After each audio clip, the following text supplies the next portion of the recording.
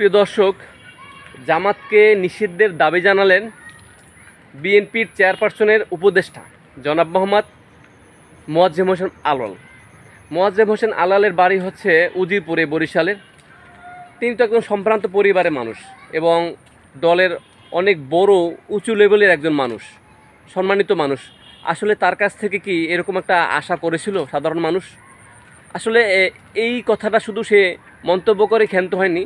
শনিবার একটা প্রেস কনফারেন্সে তিনি এই কথাটা বলেছেন, সাংবাদিকদের সামনে এই কথাটা বলেছেন।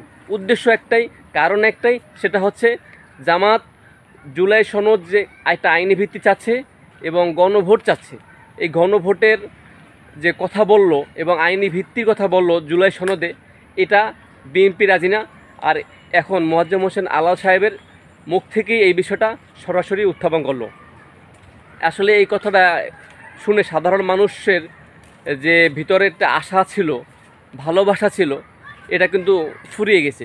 কারণ এই ধরনের কথা কিন্তু সাধারণ মানুষ আশা করেনি বিএনপির কাছ থেকে। আমি নিজেই অবাক হয়ে গেলাম যে এই ধরনের কথা সে কীভাবে বলল। একটা বিএনপির চেয়ারপারসনের একজন উপদেষ্টা সেই ধরনের মন্তব্য করে কনফারেন্সে ডেকে সাংবাদিকদের সামনে, এটা আসলেই এক ভাববার বিষয়। আরেকটা বিষয় হলো, এই যা না বললেই নয়, জামাত নাকি এই যে হিন্দু সম্প্রদায়ের লোকদেরকে ডাকছে। হ্যাঁ, এই কথা সত্য। হিন্দু সম্প্রদায়ের লোকদেরকে ডেকে জামাত নাকি একটা বিএনপির যে একটা ইমেজ ছিল, ইমেজটা নাকি নষ্ট করে ফেলতেছে, তাদের নাকি ভাবমূর্তি নষ্ট করে ফেলছে। আসলে এই বিষয়টা আমি সাধারণ মানুষের কাছ থেকে, আমার দর্শকদের কাছ থেকে লাইক এবং কমেন্টস করে জানতে চাচ্ছি। লাইক অবশ্যই দিবেন এই বিষয়ের উপরে এবং কমেন্টস করবেন, মতামত প্রকাশ করবেন। তাহলে আমরা বুঝতে পারবো যে আসলে আপনাদের মতামতটা কি। আসলে জামাত নাকি রূপ বদলাতে শুরু করছে। আসলে রূপ কিভাবে বদলায়?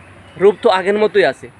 জামাত শুধু চাচ্ছে এটাই যে তারা যেন, অর্থাৎ গভর্নমেন্ট যেন, এখন বর্তমানে যারা আছে উপদেষ্টা পরিষদ, ডক্টর সম্মানিত একজন ব্যক্তি, ডক্টর যে নোবেল বিজয়ী এই ভাই, সেজন্য অবশ্যই একটা আইনি ভিত্তি দেয়। আর এই আইনি ভিত্তিটাই চাচ্ছে জুলাই সনদের। ডক্টর ইউনূসের কাছে এটাই তো আবেদন, কারণ সে তো এখন প্রধানমন্ত্রীর পদে আছেন, সে এখন উপদেষ্টা পরিষদের প্রধান উপদেষ্টা হিসেবে আছেন। তো এই চাওয়াটাকে থাকতে পারে না একটা রাজনৈতিক দলের? আমাকে দর্শকরা কমেন্টস করে জানাবেন।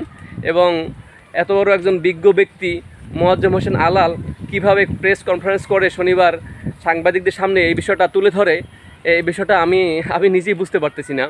যে জুলাই সনদের একটা আইনি ভিত্তি চাওয়া এবং গণভোট চাওয়া, এর প্রতিক্রিয়া হিসাবে তার মতো একজন ব্যক্তিত্ব সম্পন্ন মানুষ, প্রথম সারির জাতীয় পর্যায়ের নেতা, কিভাবে এই কথাটা বলে।